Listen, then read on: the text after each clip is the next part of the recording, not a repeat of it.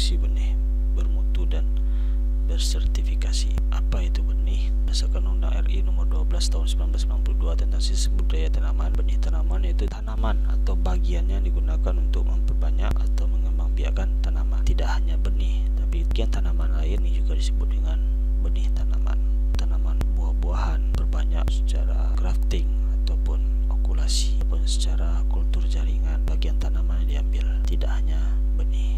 Profesor Samsuud Sajad, guru besar di IPB, katakan benih setidaknya ada 5 hal penting di dalamnya, yaitu kita bicara struktural, biologi benih, yaitu botani dari benih ini, bakal biji yang dibuahi. Kita kemarin sudah bicara terkait polinasi, penyerbukan, kemudian terjadi pembuahan menghasilkan benih, yaitu bakal biji yang dibuahi. 3 komponen utama, ada embrio, ada cadangan makanan, ada sperm, kemudian ada kulit biji. Secara fungsional ini digunakan untuk pertanaman. Bedakan dengan biji.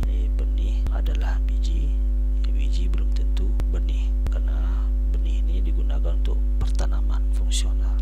Secara agronomisnya itu mencapai produksi yang maksimal. Yang digarisbawahi di agronomis adalah produksinya atau produktivitas. Gunakan teknologi di produksi itu melestarikan identitas genetiknya. Derajat kemurnian benih ini harus terjaga. Label benih biasanya kemurnian benihnya 99%. Cara bioteknologi ini menghasilkan produk artifisial. Dia ada pada cabai contohnya, itu tingkat kepedasan itu bisa dihasilkan, ataupun pada bunga ataupun pada buah naga itu bisa dihasilkan variasi warna daging buah. Ada sendinya di sana. Ini dihasilkan oleh pemuliaan tanaman. Nah, di sini perlu ditekankan bahwa benih yang dihasilkan nantinya ini tidak akan berarti, jangan bertonton segenggam saja benih yang unggul dihasilkan. Itu tidak akan berarti jika tidak sampai ke petani. Tujuan dari pemulihan tanaman akan sia-sia nanti, hanya bertahan di labor saja, ya, tidak sampai ke lapangan dan tidak tersentuh ke petani. Nah, alurnya dari pemulihan tanaman ini menghasilkan varietas unggul, outputnya kemudian masuk ke proses perbenihan, produksi benihnya ini akan menghasilkan benih bermutu, kemudian ditanam dia secara agronomi, outputnya atau produktivitasnya nampak, dan masuk ke sektor agroindustri. Ini ada nilai tambah yang diberikan ke produknya sehingga dia bernilai ekonomis. Seperti yang kita jelaskan tadi, benih adalah biji untuk kebanyakan tanaman, ya, sebagai subprodi yang penting. Jadi ada komponen dijelaskan sini benih bermutu itu. Pertama, ada viabilitasnya tinggi, bebas penyakit, bebas kotoran, tidak tercampur benih ini dengan kulit-kulit benih ataupun pasir dan sejenisnya. Bebas dari penyakit, berarti tidak ada penyakit tular benih di sana. Ya, kemudian murni, dihasilkan varietas A, memang varietas A yang keluar. Contohnya Anjas Moro pada kedelai, ya, benih kedelai biji besar, dihasilkan betul-betul Anjas Moro dan sesuai label. Alur produksi benihnya, teknologi benihnya itu mulai dari penanaman, ini khusus.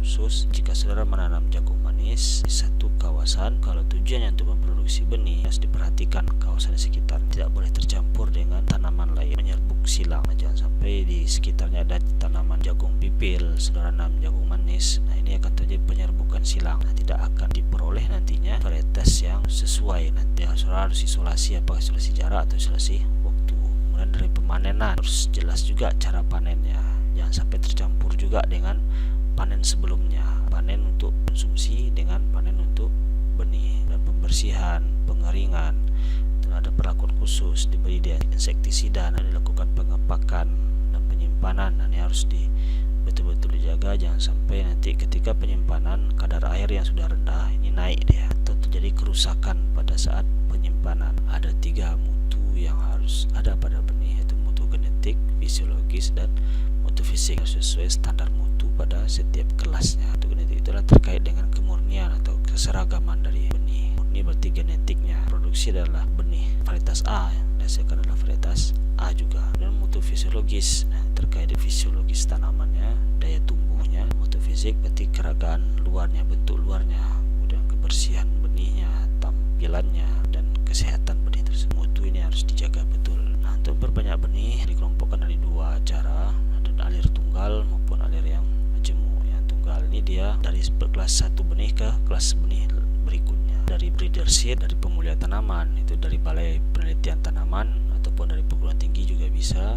Nah, ini dia bisa langsung loncat ke stock seed atau tetap alurnya dari breeder seed ke foundation seed, kemudian stock seed, dan extension seed. Ini alur yang seharusnya, tapi dia bisa meloncat satu baris kelas benih. Nah, sedangkan yang majemuk alurnya bisa searah. Breeder seed bisa dihasilkan 1, 2, 3 dulu, baru dia turun ke kelas berikutnya. Gitu seterusnya sampai ke petani. Nah, oleh karena itu kita perlu lakukan pengujian benih. Di satu kawasan tujuannya adalah untuk produksi benih.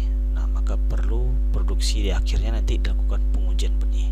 Apakah betul sesuai dengan mutu yang 3 tadi. Tujuan dari pengujian benih ini itu menghindari pemakaian benih yang berkualitas rendah. Tidak diharapkan sampai ke petani terjadi kerugian. Pengujian benih di negara kita ini dibentuk satu badan, itu BPSB, Badan Pengawas Sertifikasi Benih. Di negara lain ini bisa perguruan tinggi ataupun swasta atau badan komersil yang telah diberi izin oleh pemerintah. Nah, pengujian kualitas benih ada analisa mutu fisik, mutu fisiologis, kesehatan, ukuran, dan keseragaman. Fisik itu terkait kemurnian, kadar air, dan bobot 1000 butir.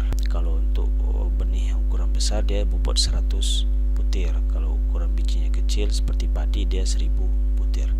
Nah, mutu fisik analisa kemurnian untuk menghasilkan biji untuk benih. Nah, harus ada inspeksi di lapangan dan diikuti dengan uji di laboratorium. Nah, ini penting terkait kemurnian. Contohnya nanti ada di video, ada uji lapangannya, dilihat mulai dari pertumbuhan vegetatif awal sampai dia bunga, sampai dia panen. Uji lapangnya betul-betul ketat. Harapannya itu tadi benih yang murni dihasilkan. Kemudian kadar air. Nah, ini kenapa penting? Kita ketahui kadar airnya adalah gambaran dari kandungan air yang ada dalam benih. Jika terlalu tinggi berarti akan mudah terjadi serangan hama penyakit benih. Jika terlalu rendah akan terjadi dormansi atau benih ini istirahat, tidak akan tumbuh sampai kondisi ideal, atau malah dia terlalu rendah kadar airnya mati. Ini tidak bisa tumbuh. Presentasi benih murni itu yang lebih baik adalah kecambah normal yang diharapkan. Presentasi benih murni yang menghasilkan kecambah normal. Gambaran benih yang berkecambah yang lebih baik adalah yang kuat tadi, proporsional pertumbuhan plumul dengan radikal. Daya perkecambahan yang diharapkan adalah presentasi daya kecambahnya tinggi. Ketika diuji di laboratorium, dia diuji pada kondisi yang suboptimal atau kondisi lapang. Harapannya pada kondisi yang suboptimal saja dia tumbuh normal, apalagi pada kondisi yang optimal. Kesehatan benih sulit dideteksi, tapi dari bentuk-bentuk tampilan ini bisa dilihat apakah benih ini ada penyakit yang dibawanya atau tidak. Ini diusahakan jangan sampai pada benih yang kita hasilkan mengandung penyakit atau seedborne disease ini. Ukuran dan keseragaman akan memudahkan nantinya pada saat penanaman dan daya tumbuhnya. Menanamnya jika menggunakan mesin ataupun alat yang sudah ditentukan ukuran benih. Pertama, sebelum pengujian benih diambil contohnya terlebih. Mana yang contohnya? Ini ada 4 contoh. Contoh primer, campuran, kemudian contoh dikirim ke laboratorium, dan contoh uji. Contoh primer bagian kecil dari benih yang diambil dari kelompok benih dalam satu lokasi. Nah, sedangkan campuran itu primer tadi dicampur, dia beberapa primer dicampur. Ini yang dikatakan contoh campuran. Kemudian dibawa ke laboratorium. Nah, ini yang disebut dengan contoh dikirim ke laboratorium. Nah, saat di laboratorium tidak semuanya diuji. Nah, diambil contohnya. Ini namakan dengan contoh kerja. Alat digunakan seperti ini. Oke, sekian dulu materi yang bisa saya sampaikan. Kita sambung produksi benih pada video berikutnya. Terima kasih. Assalamualaikum.